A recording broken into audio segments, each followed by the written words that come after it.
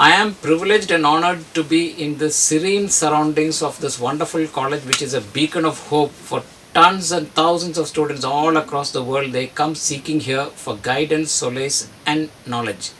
And in that regard, I am sitting with the principal of St. Agnes College. Madam, it is such a wonderful opportunity to be here with you.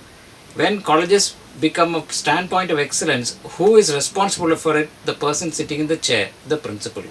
Madam, can you tell us how you have evolved this in your standing as the principal? You have taken it to the next level. I know you're going to take it to a far greater heights, but as of now, how do you account for the excellence that this St. Agnes College has? I would first say it is the legacy that is passed on to us. Yes. Where we are trained. Yeah. And that's what we continue. Yes. And of course by God's strength and His grace, that is our trust and our confidence. Only because of that we survive. Yes, yes. And besides that, I have a strong support from the staff who help me with their ideas, with their views. And that helps us to start with new programs which helpful for the students to go out. And our focus is not just the education here between the walls. It is for a lifelong learning. So a student enters St. Agnes College should be able to live for the rest of life happy. Wonderful. The thing is, you just now said God's divine grace. Well, in that regard, I must confess that this divine grace happens only when our intent is to do good. When money becomes the focus, the entire concept changes. To do good to the society has been the overriding ultimate focus on the management, the principal and the faculties of St. Agnes, which is why wonderful things have happened here. Thousands of students all across have been gravitating to the center to seek knowledge, a degree and the ability to handle the society. And in that regard, they have gone far and wide and spread their knowledge and become outstanding citizens of caliber. In that regard, can you please highlight on the various courses that you have here? Yeah, we have BA, BSc, BBA, BCA programs, and with BCom we have streamed out for specializations or what we call professional courses. Along with BCom we also offer ACCA, we offer professional course, we also have a tie-up with the TCS and we offer BPS, that is Business Process Service.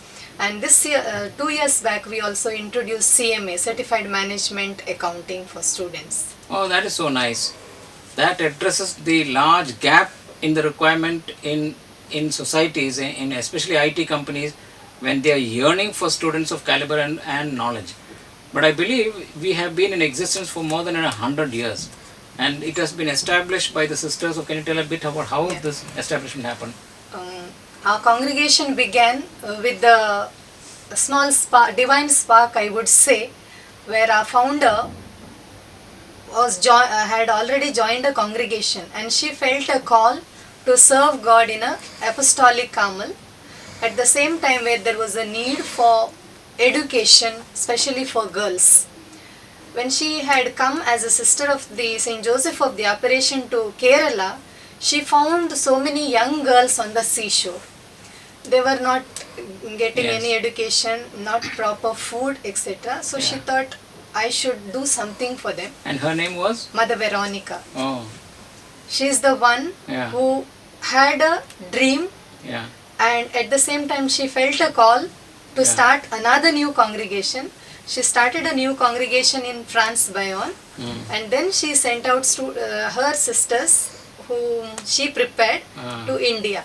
That's how the existence of Apostolic Carmel began in India. It was in 1870. Yeah. Actually, we are pioneers in education. First school was at St. Anne's in 1870. In Mangalore? Mangalore. Oh, St. Anne's. That's where I suppose my mother studied. Yes. And then? After that, of course, we branched out to Lady Hill, then Margil, and in 1914 we started at St. Agnes College. And the name of St. Agnes because of? No, that is Mother Elvicia, the founder of the college, thought St. Agnes is a martyr who has given up her life for purity and that's why she chose her to be a model to the youth. Yeah. So it is Saint Agnes. Yeah, it's amazing and wonderful. And you said that it started with a dream.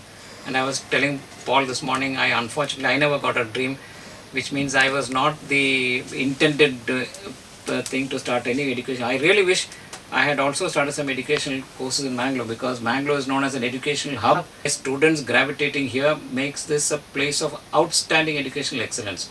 Now, in the 100th year, you have much greater plans. I believe you are on the verge of starting the Masters in Computers and an MBA as well. Can you highlight a bit about that? Yeah. As an outcome, or rather I would say post-centenary program, we Yes. first ventured into co-education. Ah, What we thought, what we felt is that the value-based education that we so far imparted to girls should also reach to yeah. boys. Mm. So that was the reason why we started with the co-education. So we have this year, Ah, first year boys getting admitted to the college. good. And the 2 new courses that you are starting is? Then we started a few new courses at the UG level as well as at PG programs. Ah, MBA and MCA we have started. Wonderful. Admissions are going on. uh, And at the UG level we have health, Yeah. nutrition and health education and Yeah, computer animation programs. Oh, that's so being run. nice, because nutrition is the backbone of health. And I always felt that in any course, a segment on nutrition should be incorporated, so that in order to guide the public at large, what not to do in order to ensure good health. Health is the greatest wealth a person can have. We may accumulate tons of money, but ultimately health makes life really worthwhile.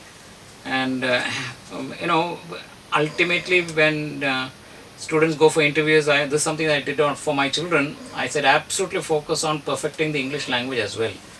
Students who come out of St. Agnes are a class apart. They know how to walk, how to talk, how to walk the talk, and perfect diction, delivery, pronunciation, syntax. And how did you do that? Good English, primarily because of the teachers who ingrained in them Yes. the fundamental tenets of good, perfect grammar in English. What I believe is English is not taught, it is caught. Yes. So we insist students to speak English. Yeah. Initially they may make mistake. Yes. Now and then wherever Yeah. I hear speaking in Yeah. other languages, vernacular languages, I remind them please speak in English. Oh, yes. And besides we also Yeah. conduct certain spoken English classes Ah. and other English oriented classes to students just to build up their vocabulary. Oh, so nice. From my school where I studied in Bangalore, a school of elite and reputation, Bishop Cotton's, every evening we used to have perfection in language, linguistic skills, and we were remonstrated and rusticated if we don't speak proper English.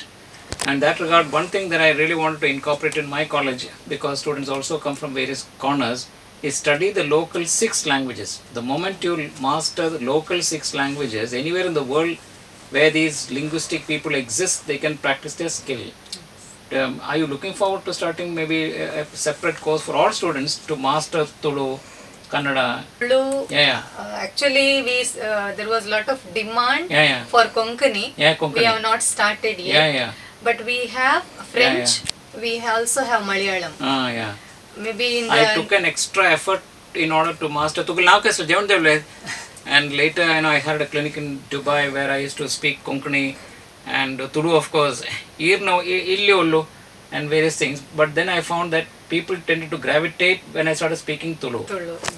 So it is amazing that you have a vision to the future. Well, in business circles, we must continuously reinvent ourselves.